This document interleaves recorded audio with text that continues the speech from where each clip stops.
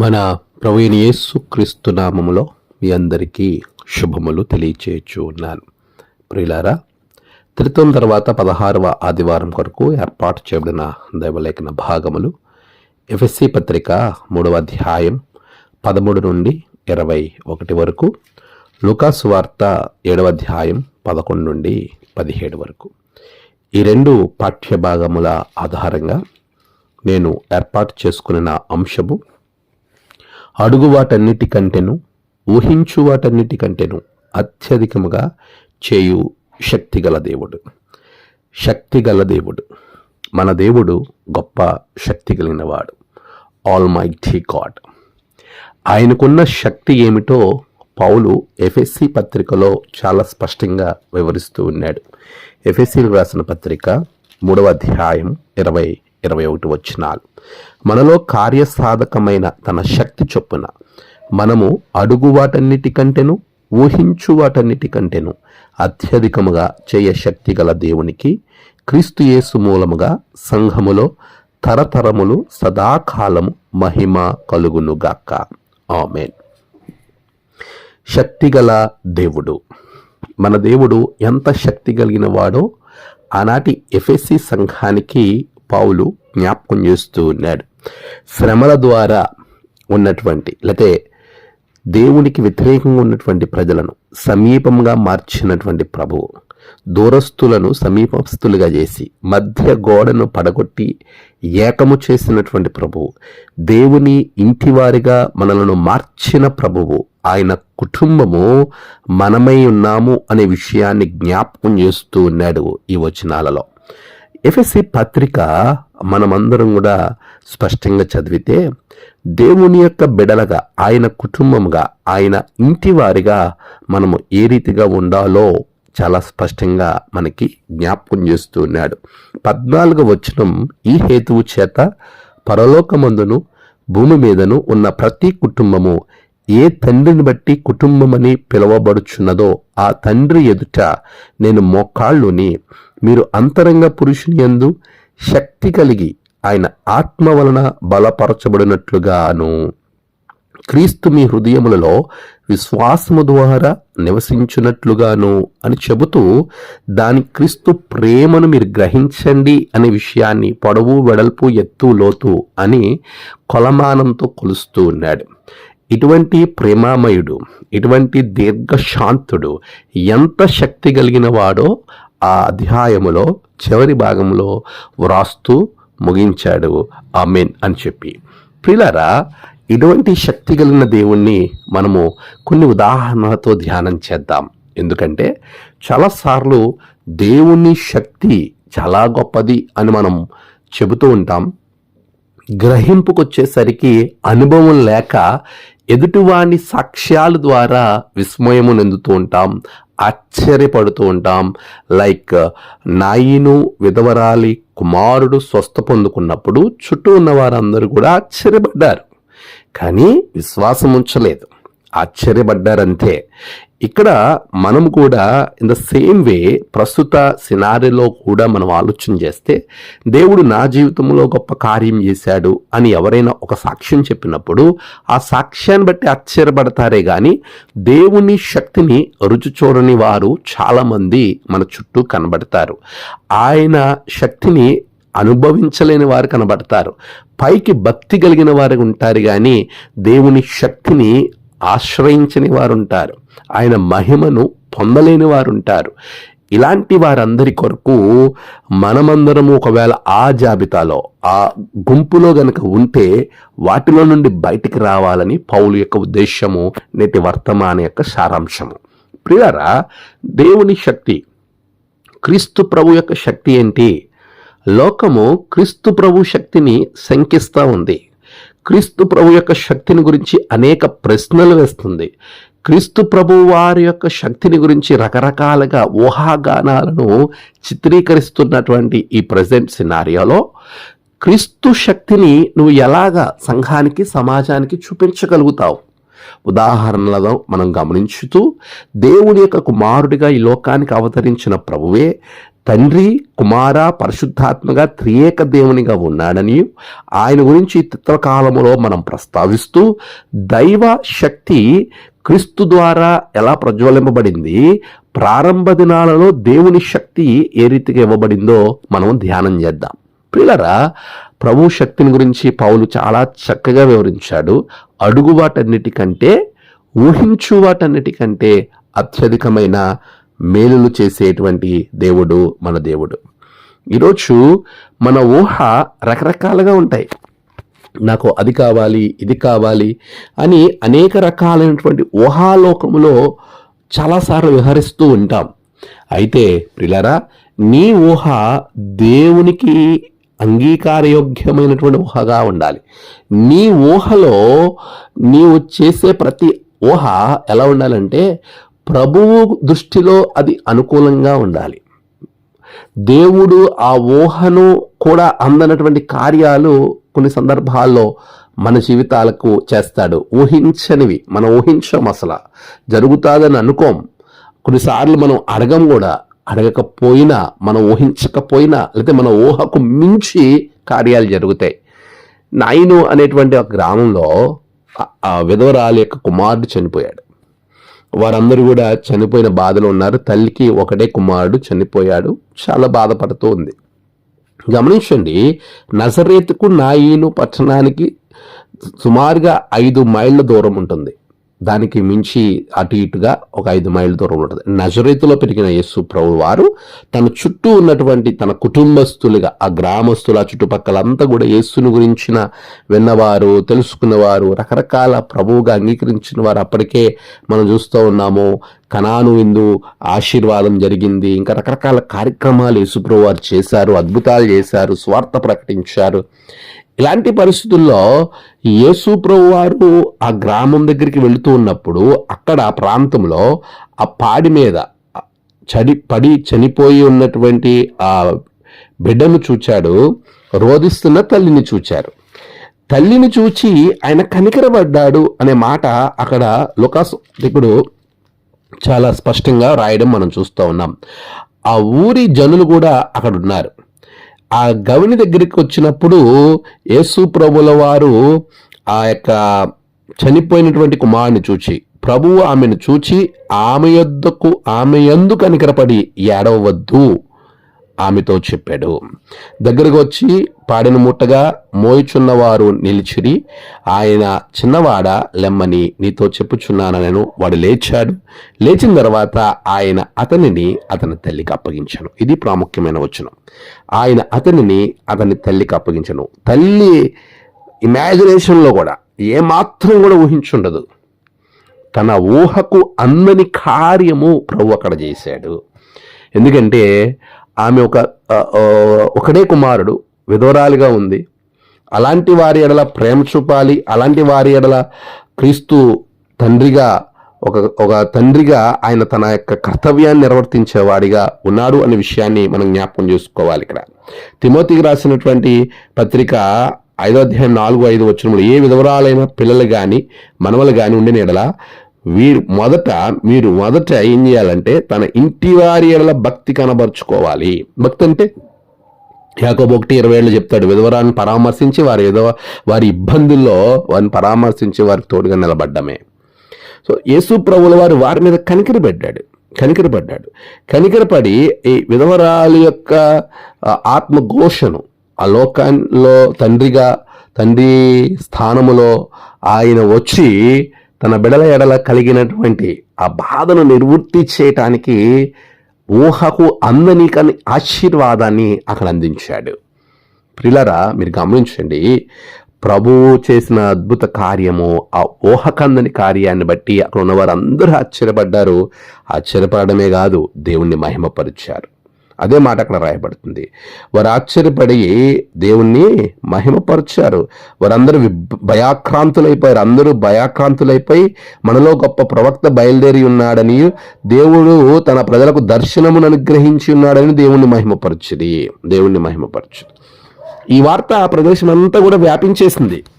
అక్కడ ఉన్న వారందరూ కూడా ఈ వార్తను బట్టి యేసు ప్రభుని చాలా గొప్పగా వారు చిత్రీకరించుకుంటున్నారు. హృదయాల్లో అప్పుడు యోహాను తన శిష్యులను పంపించాడు, ప్రవక్తను గురించి మేము చూసిన వారు నీవేనా, ఇంకా ఎవరినైనా చూడాలంటే ప్రభు మరలా అక్కడ కార్యాలు చేశాడు. అవన్నీ చెప్తూ ఉన్నాడు, అవన్నీ వెళ్ళి యోహానుకి చెప్పడం, ఇదంతా కూడా మనం అక్కడ చూస్తూ ఉన్నాము. ఒక్క కార్యము ద్వారా దేవుడు ఏ విధంగా మహిమపరచబడ్డాడో మనం గమనించవచ్చు.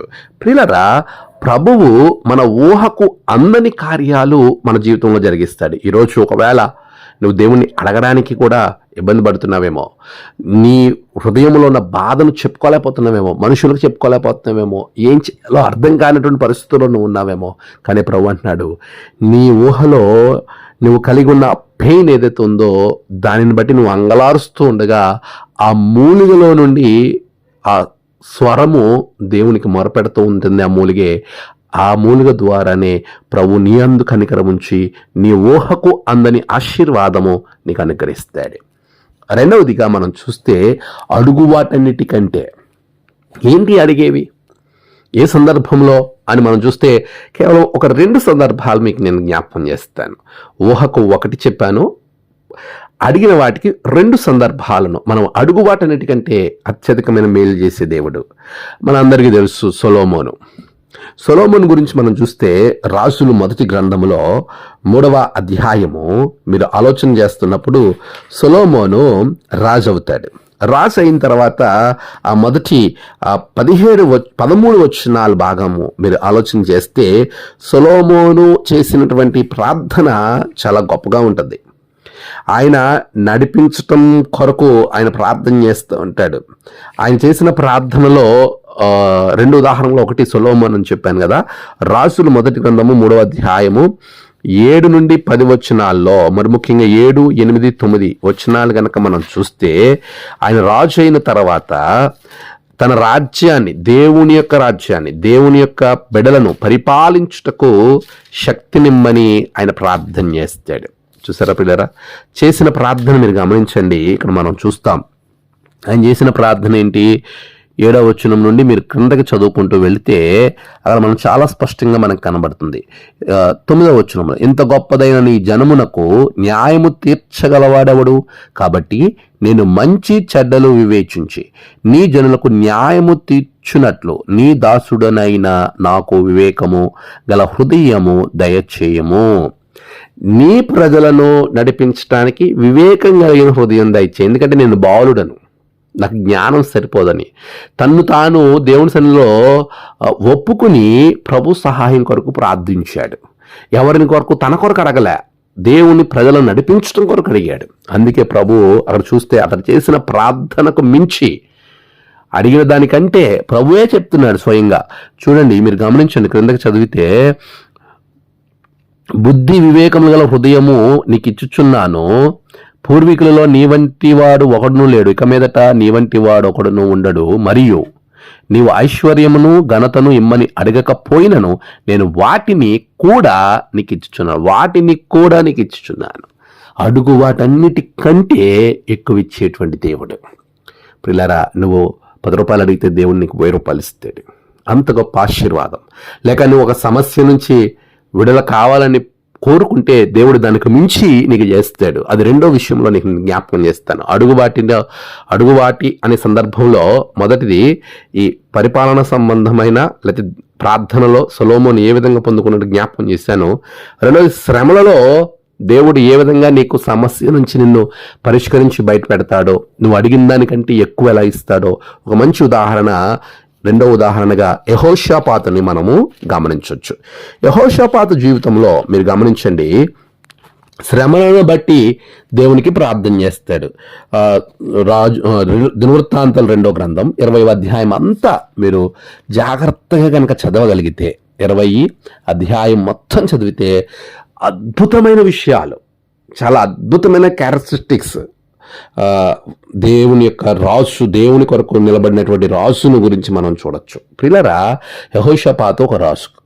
ఆయన రాజుగా స్థిరపరచబడిన తర్వాత నుండి అతనికి వచ్చిన సమస్యను బట్టి యూదా వారందరికీ ఒక ప్రకటన చెల్లిస్తాడు. అందరూ ప్రార్థన చేయాలి, మనకి యుద్ధానికి వచ్చారు. ఎవరు వస్తున్నారంటే మోయాబీలను, అమ్మోనీయులను, మొయోనీయులలో కొందరును దండెత్తి యెహోషాపాతు మీదకి వచ్చాను. ఎప్పుడైతే దండెత్తి ఆయన మీదకి వస్తున్నారో ఆయన భయపడి దేవుని దగ్గరికి వెళ్ళి ప్రార్థన చేయడానికి మనసు నిలుపుకొని ప్రజలందరికీ చెప్తాడు, మీరందరూ ప్రార్థన చేయండి, ఉపవాసం ఉండండి. అందరూ అలాగే ఉంటారు. వారు చేస్తున్న ప్రార్థన చూడండి ఎంత అద్భుతంగా ఉంటుంది. మనం జ్ఞాపకం చూసుకోవచ్చు. యెహోషాపాతు చేసిన ప్రార్థన 8వ వచనంలో అంటున్నాడు ఇక్కడ, మా మీదకి వచ్చుచున్నప్పుడు మేము ఈ మందిరము ఎదుటను నీ ఎదుటను నిలవబడి మా శ్రమలో నీకు మొర్ర పెట్టిన ఎడల నీవు ఆలకించి మమ్మను రక్షించుదువను అనుకొని ఇచ్చట నీ నామ ఘనత కొరకు ఈ పరిశుద్ధ స్థలమును కట్టించిది నీ పేరు ఈ మందిరమునకు పెట్టబడిన కదా అని చెబుతూ మీరు క్రిందకి చదువుకుంటూ వెళ్తే 12వ వచనంలో, మా దేవా నీవు వారికి తీర్పు తీర్చవా, మా మీదకు వచ్చుచున్న ఈ గొప్ప సైన్యముతో యుద్ధము చేయుటకును మాకు శక్తి చాలదు, ఏమి చేయుటకును మాకు తోచదు, నీవే మాకు దిక్కు అని ప్రార్థన చేశాను. పిల్లలు గమనించండి, ఈయన చేసిన ప్రార్థన ఏంటి? వారు గొప్ప సైన్యం, వారిని ఎదురించుటకు మాకు శక్తి చాలదు. అంటే దాని అర్థం ఏంటంటే వారిని ఎదిరించేటువంటి శక్తి నువ్వు, లేదా మా పక్షమున నీవు చేయాల్సినటువంటి యుద్ధము మాతో ఉండి నువ్వు యుద్ధాన్ని జరిగించు, మాకు శక్తి సరిపోదు, శక్తిని దయచేయి అని చెప్తాడు. అందుకే 15వ వచనంలో యెహోషాపాతు అంటాడు, యూదావారులారా, యెరూషలేము కాపరస్తులారా, యెహోషాపాతు రాజా మీరందరూ ఆలకించుడి. ఇక్కడ చాలా స్పష్టంగా యెహోషాపాతుతో యెహోవా ఆత్మ యహజీయేలు అక్కడున్నాడు. యహజీయేలుతో దేవుని ఆత్మ అతని మీదకి వచ్చినప్పుడు అతడు యెహోషాపాతుతో మాట్లాడుతాడు. ఇక్కడ యెహోషాపాతు కాదు మాట్లాడింది, యెహోషాపాతుతో యహజీయేలు మాట్లాడుతూ ఉన్నాడు. మీరు గమనించండి, యహజీయేలు ఎవరు అంటే 14వ వచనం అంటాడు, మతన్యాకు పుట్టిన యెహీయేలు కుమారుడైన బెనాయాకు జననమైన జకర్యా కుమారుడును ఆసాపు సంతతి వాడిన లేవీయుడునగు యహజీయేలు. అంటే అవన ఒక ప్రవక్త, ఒక పాస్టర్ గారు, యాజకుడు, ఒక దోత్రంలో జన్మించినటువంటి వాడు. అతడు ఆ సమాజంలో ఉన్నాడు. దేవుని ఆత్మ ఆయన మీదకి వచ్చింది. ఆయన యూదావారులారా, యెరూషలేము కాపరస్తులారా, యెహోషాపాతు రాజా మీరందరూ ఆలకించుడి. యెహోవా సెలవిచ్చినదేమనగా, ఈ గొప్ప సైన్యమునకు మీరు భయపడకుడి, జడియకుడి, ఈ యుద్ధము మీరు కాదు దేవుడే జరిగించును. చూసారా, వీరు ప్రార్థన చేసిన ప్రార్థనకు దేవుడిచ్చిన రెట్టింపు ఆశీర్వాదం. వీరందరూ దేవుణ్ణి ప్రార్థించటము, కీర్తనలు పాడటము, ఆ సైన్యాన్ని ఎదుర్కోవడానికి వెళ్తూ ఉన్నప్పుడు మీరు గమనించితే ఇక్కడ మీరు ఆలోచన చేస్తున్నప్పుడు 22వ వచనంలో, వారు పాడుటకును స్తుతించుటకు మొదలు పెట్టగా యెహోవా యూదావారి మీదకి వచ్చిన అమ్మోనీయుల మీదను మోయాబీయుల మీదను శేయీరు వన్యవాసుల మీదను మాటుగాండ్రను పెట్టిన గనక వారు హతులైరి. 25వ వచనంలో, యెహోషాపాతును అతని జనులను వారి వస్తువులను దోచుకొనుటకు దగ్గరకు రాగా ఆ శవముల మధ్య విస్తారమైన ధనమును ప్రశస్తమైన నగలను కనబడెను. వారు తమకిష్టమైనంత మట్టుకు తీసుకొని తాము కొనిపోగలిగిన దానికంటే ఎక్కువగా వలుచుకునిరి. కొల్ల సొమ్ము అతి విస్తారమైనందున దాన్ని కూర్చుటకు 3 దినములు పట్టెను. దాన్ని బెరాకా లోయ, ఆశీర్వాదపు లోయగా మార్చేశాడు దేవుడు. యుద్ధం చేయడానికి శక్తి సరిపోలేదు, యుద్ధమే చేయలేకుండా సమస్యను దేవుడు ఆ శ్రమను తీసివేసి ఆశీర్వాదంగా మార్చేశాడు. అసలు ఈయన యుద్ధమే చేయలేదు, దేవుడే యుద్ధాన్ని జరిగించాడు. ఒకవేళ నీకు ఒక సమస్య ఉందా, ఒక ఇబ్బంది ఉందా, దేవుని దగ్గర ప్రార్థన చేస్తున్నావా, నువ్వు అడుగున్న దానికంటే ఆశీర్వాదం. అసలు ఆ యుద్ధాన్ని నువ్వు చేయనవసరం లేదు, ప్రభువే ఆ సమస్యను నీ యొద్ద నుండి తప్పించేస్తాడు. అలాంటి ఆశీర్వాదం బెరాకాలోయ, ఏదో బెరుకుగా ఉన్నటువంటి వారి జీవితంలో బెరాకాలోయగా మార్చేసినటువంటి దేవుడు. చూస్తారా ఎంత గొప్ప దేవుడు, ఎంత శక్తి కలిగిన దేవుడు అండి మన దేవుడు. ప్రియులారా, అటువంటి శక్తిని ఆశ్రయించలేకపోతున్నాము. మన చేతిలో ఫర్ ఎగ్జాంపుల్ మనం చూస్తే మన ఇంట్లో డైమండ్ ఉంటుంది, లేదా గోల్డ్ ఉంటుంది. ఆ డైమండ్ గోల్డ్ వాల్యూ మనకు తెలియకపోతే అది బయటపడేస్తే అది తెలిసిన వారు చాలా చక్కగా దానిని ఎంజాయ్ చేస్తారు, దాని ద్వారా వచ్చిన ధనమును ఎంజాయ్ చేస్తారు. అలాగనే మన దగ్గర ఉన్నటువంటి అద్భుతమైన సంపద మన దేవుడు, అద్భుతమైనటువంటి ఆశీర్వాదం మన దేవుడు, అద్భుతమైనటువంటి దేవుడు, అంత సర్వశక్తిమంతుడైనటువంటి దేవుడు నీ ప్రక్క నుండి, నీ దగ్గరుండి, నీలో ఉండడానికి ఇష్టపడుతుంటే ఆయనను నువ్వు పట్టించుకోకుండా, ఆయన చూడకుండా, ఆయన శక్తిని ఆశ్రయించకుండా, ఆయనతో గడపకుండా, ఆయన శక్తిని నువ్వు సంపాదించుకోలేకపోవడం వలన ఎవరెవరో కడపటి వారు మొదటి వారు అవుతున్నారు. మొదటి వారిగా ఒకవేళ నువ్వు ఉంటే కడపటి వారిగా అవుతున్నావా? ఆయన శక్తిని ఆశ్రయించలేకపోతున్నావా? ఒకసారి ఆలోచన చేయి. యెహోషాపాతు ప్రార్థిస్తే దేవుడు సమస్యనే తీసివేశాడే. అసలు ఈయన పోరాటం చేయనివ్వకుండా అడిగిన దానికంటే ఎక్కువ తెచ్చాడే. మన దేవుని యొక్క శక్తిని గ్రహించు. అడిగిన దానికంటే ఎక్కువ ఇచ్చే దేవుడు, నువ్వు ఊహించినది నీకు అద్భుత రీతిగా నీకు అందించే దేవుడు. నాయీను గ్రామంలో విధవరాలి కుమారుడికి ఆ కుమారుడి విషయంలో తల్లికి అనుగ్రహించిన దేవుడు, యెహోషాపాతుకు అనుగ్రహించిన దేవుడు, సొలొమోనుకు అనుగ్రహించిన దేవుడు నీకు నువ్వు అనుగ్రహిస్తాడు. ఆయన శక్తిని ఆశ్రయించు. అది మనం ఆశ్రయించాలంటే మనకి 3 లక్షణాలు ఉండాలి. ఆ శక్తిని మనం పొందుకోవాలంటే 3 లక్షణాలు ఉండాలి. ఆ 3 క్లుప్తంగా నేను మీకు జ్ఞాపకం చేస్తాను. మొదటిది, దేవుడు మన ఊహకు మించిన కార్యాలు చేయటానికి ఆయనకు సమయం ఇవ్వాలి. నువ్వు అక్కడ ఆ టైం ఇవ్వాలి, ఆ స్పేస్ ఇవ్వాలి దేవునికి. ఎందుకనంటే నాయీను గ్రామంలో విధవరాలి యొక్క కుమారుడు చనిపోయాడు. తీసుకుని వెళ్తా ఉన్నప్పుడు జాగ్రత్తగా గమనిస్తే అక్కడ ఈమెను చూసి ఆయన కనికరపడి దగ్గరకు వచ్చి ఏడవద్దు అని ఆ చనిపోయిన కుమారుడు దగ్గరికి వెళ్ళి దాన్ని ముట్టుకున్నప్పుడు వారు ఆపారు. ఇక్కడ మీరు గమనిస్తే ఈ సిచ్యువేషన్ అంతా మన మాటల్లో ఒక మాటలో చెప్పుకుంటున్నాం, కానీ ఒకే ఒక కుమారుడు చనిపోయినప్పుడు తల్లి విధవరాలుగా ఉంది. ఆ పరిస్థితి, ఆ చనిపోయినటువంటి దేహాన్ని తీసుకుని వెళ్తా ఉన్నప్పుడు తల్లి ఆవేదన ఎలా ఉంటుంది, అక్కడున్న ప్రజల యొక్క ఆవేదన ఎలా ఉంటుంది, అక్కడ సినారియో, ఆ సిచ్యువేషన్ ఎలా ఉంటుందో, ఆ అట్మాస్ఫియర్ ఎలా ఉంటుందో ఒకసారి ఊహించండి. మనం కూడా చాలాసార్లు ఎవరైనా ప్రియులు చనిపోయినప్పుడు అక్కడికి వెళ్తూ ఉంటాం. అక్కడ ఆ తల్లి యొక్క బాధ ఎలా ఉంటుంది, కుమారుని కోల్పోయిన తల్లి బాధ, ఆ చుట్టూ ఉన్నటువంటి బంధువులు, స్నేహితులు, గ్రామస్తులు, అక్కడ ఉన్నటువంటి వారి యొక్క ఆవేదన ఎలా ఉంటుంది. కానీ యేసు ప్రభువు అక్కడికి వెళ్ళి ఆమెతో చెప్తున్న మాట ఏంటి తెలుసా, నువ్వు ఏడవద్దు అని చెప్పారు. చెప్పిన తర్వాత దగ్గరికి వచ్చి పాడిని ముట్టుకున్నప్పుడు మోయిచున్నవారు నిలిచిపోయారు. అక్కడ ఆమె కానీ అక్కడ ఉన్నటువంటి పరిస్థితుల్లో ఉన్నటువంటి ప్రజలు కానీ ఎవరు, మన ముఖ్యంగా తల్లి యేసు ప్రభువుని ఆపలేదు.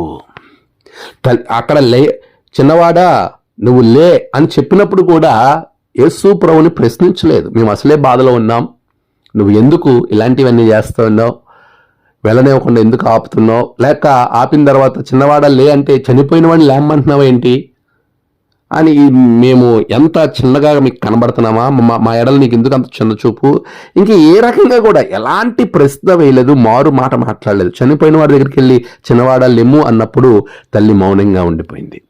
అంటే ఈ రోజున మనం ఆలోచన చేయాల్సిన చిన్న గ్యాప్లో మనం నేర్చుకోదగినటువంటి ఒక విషయం ఏంటంటే, దేవుడు నీ జీవితంలో గొప్ప కార్యాలు చేయాలంటే దేవునికి నువ్వు సమయం ఇవ్వాలి. ఆయనకు అలాంటి అవకాశము నువ్వు అనుగ్రహించాలి. నీ జీవితాన్ని ఆయన చేతుల్లో పెట్టాలి. నీకున్న సిచ్యువేషన్ని ఆయన చేతుల్లో పెట్టాలి. అది ఎలాంటి పరిస్థితులు, అది బహుశా అవుట్ ఆఫ్ యువర్ హ్యాండ్స్ అయి ఉండొచ్చు. అక్కడ చూడండి, ఒక మనిషి చనిపోయింది, ఒకే ఒక కుమారుడు చనిపోయింది, తీసుకుని వెళ్తా ఉన్నారు. ఆ పాడి మీద వెళ్తున్నప్పుడు పాడిని ముట్టుకున్నారు, యేసుప్రభువు వారు తల్లిని ఏడవద్దన్నారు, చిన్నవాడాలు ఇమ్మన్నారు. ఈ మూడింటిని విజువలైజేషన్ చేసుకుని మీరు ఆలోచన చేయండి. ఎవరైనా అయితే ఏం మాట్లాడతారు, ఇంకొకరైతే ఏమంటారు, చనిపోయిన వ్యక్తి దగ్గరికి వెళ్ళి లే అంటే ఎలా చూస్తారు చుట్టూ ఉన్నవారు, తల్లి ఎలా దాన్ని రిసీవ్ చేసుకుంటుంది. కానీ ఒక్క మాట కూడా మాట్లాడలేదు, అసలు ఏమీ మాట్లాడలేదు. అన్న తర్వాత యేసుప్రభువు మాట పలికిన తర్వాత చిన్నవాడు లేచాడు. లేచిన తర్వాత చిన్నవాడిని తీసుకుని వెళ్ళి తల్లికి అప్పగించారు. ఏది అక్కడ మనకి ఎంత సమయం పట్టింది అనే దానిని మనం ఆలోచన చేయకూడదు, కానీ ప్రభువు చేసిన పనికి ఎవరు అక్కడ ఆటంకము చెప్పలేదు. ప్రియులరా, దేవుడు నీ జీవితంలో కార్యాలు జరిగించాలి అంటే దేవునికి నువ్వు సమయం ఇవ్వాలి. రెండవది, సమర్పణ కలిగి ఉండాలి. యెహోషాపాతు దేవుని యొక్క కార్యాలు చూడడానికి గల రెండవ అద్భుతమైన క్రియ ఏంటి అంటే సమర్పణ కలిగి ఉన్నాడు. దేవుని సన్నిధిలో ప్రార్థించడం, ఉపవాసం చేయడం మాత్రమే కాదు. రాజులు దినవృత్తాంతాలు 2వ గ్రంథము 20వ అధ్యాయము 18వ వచనంలో సాష్టాంగ పడ్డాడు. అక్కడ నమస్కారం చేశాడు, దేవుని సన్నిధిలో సాష్టాంగ పడి నమస్కారం చేశాడు. సాష్టాంగపడి నమస్కారం చేశాడంతే. అంటే దేవునికి తన్ను తాను అప్పగించేసుకున్నాడు, సంపూర్ణంగా సరెండర్ అయిపోయాడు. ఈ రోజున నీవు దేవునికి సమయం ఇవ్వాలి, నిన్ను నీవు సమర్పించుకోవాలి. మూడవది సొలొమోను పొందుకున్నాడంటే, మూడవది మన జీవితంలో కూడా అలా పొందుకోవాలంటే, అడిగిన వాటికంటే, ఊహించే వాటికంటే అత్యధికమైన మేలులు మన జీవితంలో శక్తిగల దేవుని కార్యాలు అనుభవించాలంటే సుముఖ ప్రార్థన చెయ్యాలి. సుముఖ ప్రార్థన అంటే తనకు సహాయము చేయమని అర్థిస్తూ దేవునికి ఇష్టమైన ఆయన సమ్మతించే నిజాయితీ ప్రార్థన మనం చేయాలి, అనుకూలమైన ప్రార్థన. అదే రాజుల మొదటి గ్రంథం 3:10 సొలొమోను ప్రార్థన దేవునికి అనుకూలమాయను, సుముఖ ప్రార్థన. ప్రియరా, అలాంటి ప్రార్థన తన కోసం సొలొమోను అడగలేదు, కానీ దేవుణ్ణి ప్రజల కొరకు అడిగాడు గనక ప్రభు సొలొమోను ప్రార్థనను అంగీకరించి తన ప్రజలు పరిపాలించడం జ్ఞానంతో పాటు సొలొమోను కూడా దీవించాడు.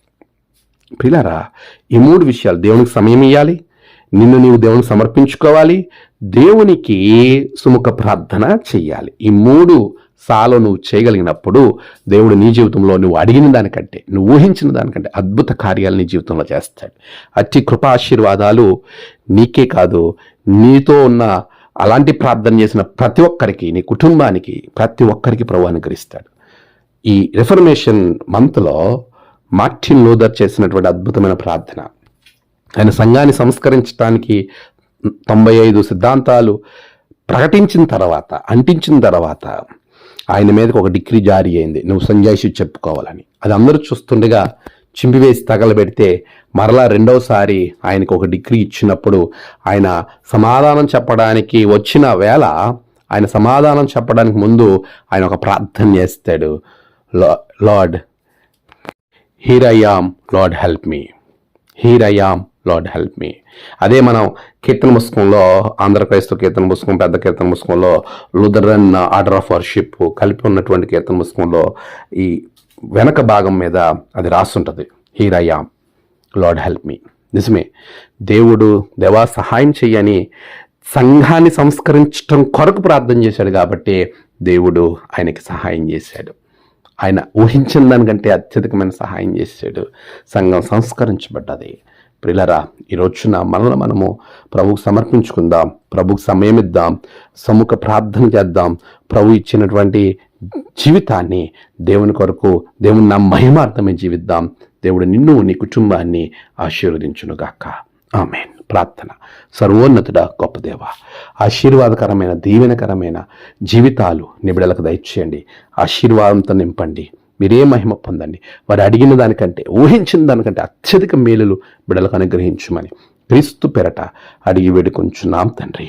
ఆమేన్. తండ్రి, కుమార, పరిశుద్ధాత్మ త్రియేక దేవుని దీవెన మీ అందరికీ తోడుగా ఉండి నడిపించునుగాక. ఆమేన్.